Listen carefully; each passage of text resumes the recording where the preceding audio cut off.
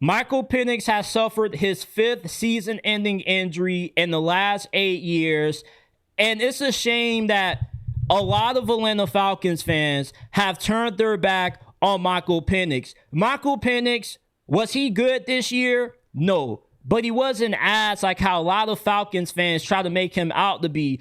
A lot of the reasons for Michael Penix struggles this year are not on Michael Penix. It's on the coaching staff. The dude literally came out publicly during one of his press conferences and said, yeah, I'm not really getting a lot of help on the sidelines from my coaches. And that tells you everything that you need to know about not just why Michael Penix has struggled this year, but why the Falcons, who have a more talented roster than the Carolina Panthers, are in 3rd place in this division behind them. Coming into this year, I already didn't have a lot of faith in Raheem Morris. I said around this same time last year when they had that loss to the Washington Commanders and Raheem Morris had that awful clock management that the Falcons could walk into this season with one of the worst head coaches in the NFL. And very rarely do you see second chance head coaches succeed in the NFL. Raheem Morris, we already saw what he was his first time being a head coach in Tampa Bay.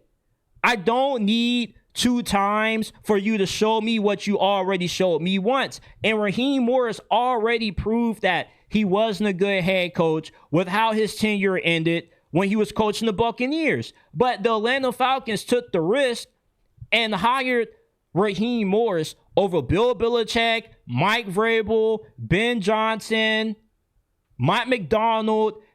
If the Falcons get a better head coach and a better offensive coordinator than what they currently have in Raheem Morris and Zach Robinson, Michael Penix is going to, at least at worst, be above average starter in the NFL.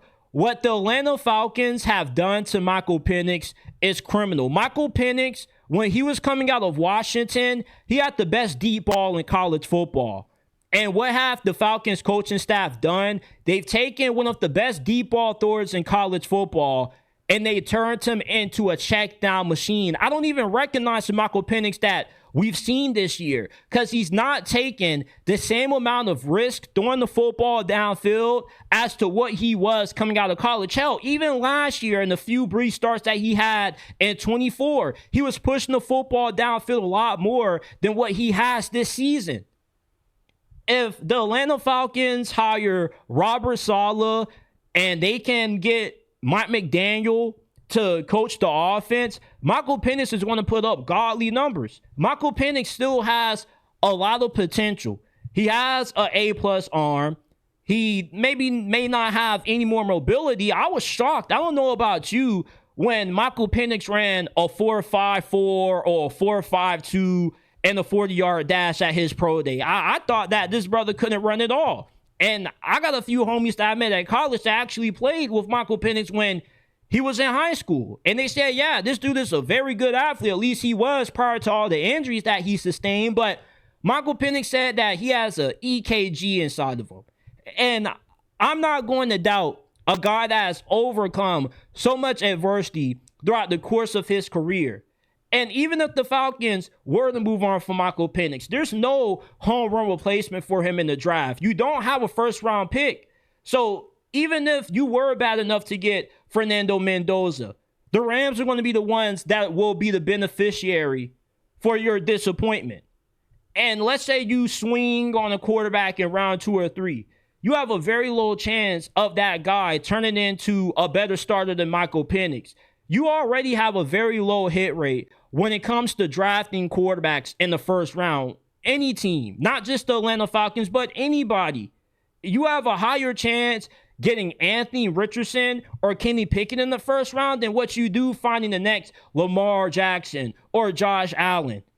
So the Atlanta Falcons trying to draft Michael Penix replacement still won't really solve the issue. You still will have a huge question mark at quarterback. So you're better off rolling with Michael Penix. I think that there still is a lot of upside that Michael Penix has. I still don't really think that the gap between him and Bryce Young is that big. If not any at all, like Bryce Young hasn't really been that impressive this year. Bryce Young is going to go into his 5th season with the Carolina Panthers still not knowing if he truly is the franchise quarterback or not.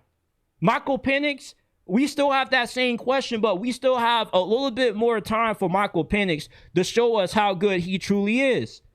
And yes, the injuries, to be concerned about how long he'll be able to play this game is fair. For all we know, he could be the black version of Chad Pennington. Chad Pennington won Comeback Player of the Year more than any other player in NFL history. But when he was on the field, he was very efficient. And Michael Penix played efficient football this year. He took care of the football, didn't have a lot of turnovers. Now, he does have some issues with his accuracy, but I put a lot of that on the coaching staff, not properly developing Michael Penix, not properly building an offense around his strength, and taking his superpower away from him.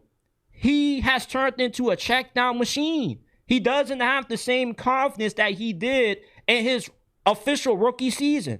But it's just shameful how a lot of Atlanta Falcons fans are quick to write off Michael Penix when the reason for his performance this year is on the coaching staff. If you get a better coaching staff in there, I promise you Michael Penix will be a lot better than what he has. Look at what happened to Tua when they fired Brian Flores and they replaced him with Mike McDaniel. If you get a good head coach with a better coaching staff, you're going to see way better quarterback play out of Michael Penix. Look what happened with Trevor Lawrence. He had one of the worst rookie seasons ever for a first overall pick because he had that scumbag Urban Meyer as his head coach. And look what happened when he got a somewhat decent head coach in there. He's looked like a capable quarterback. Same thing can happen with Michael Penix. Let's not act like we haven't seen several times throughout the course of the NFL guys that struggled early throughout their career because they were held back by bad coaching, and all of a sudden they get a capable head coach in there, and then boom, they look like completely better quarterback. I expect the same thing to happen with Michael Penix. I'm very confident that the Atlanta Falcons are going to get their next head coaching hire right, because they missed on so many. You would like to think that 3 times a charm, like Mike Smith probably is the best head coach they had, but some may argue that Dan Quinn was better because he did get them to the Super Bowl. But after Dan Quinn, you've missed on your other 2 hires. Arthur Smith wasn't good, and it looks like Raheem Morris is another dud. So 3rd time's the charm. And when Atlanta does get their next head coaching hire right, Michael Penix is going to look like a completely better quarterback than what you've seen this season. I'm not about to define a guy that doesn't really have a full season under his belt as a starter. Michael Penix has played like half a season if you put together the games that he played this year and last year in his first season. So I put a lot of the failures of the Atlanta Falcons this season, not on Michael Penix, but solely based off Terry Fontenot and Raheem Morris and Zach Robinson for failing to get the most out of Michael Penix because they took away his Super Bowl power. They don't want to ask him to throw the football downfield. When Raheem Morris in that game against the Colts took out Bijan Robinson in favor of Tyler Algier, then had the audacity to say that Tyler Algier is the most underrated superstar in the NFL, that's when I knew Michael Penix was fucked.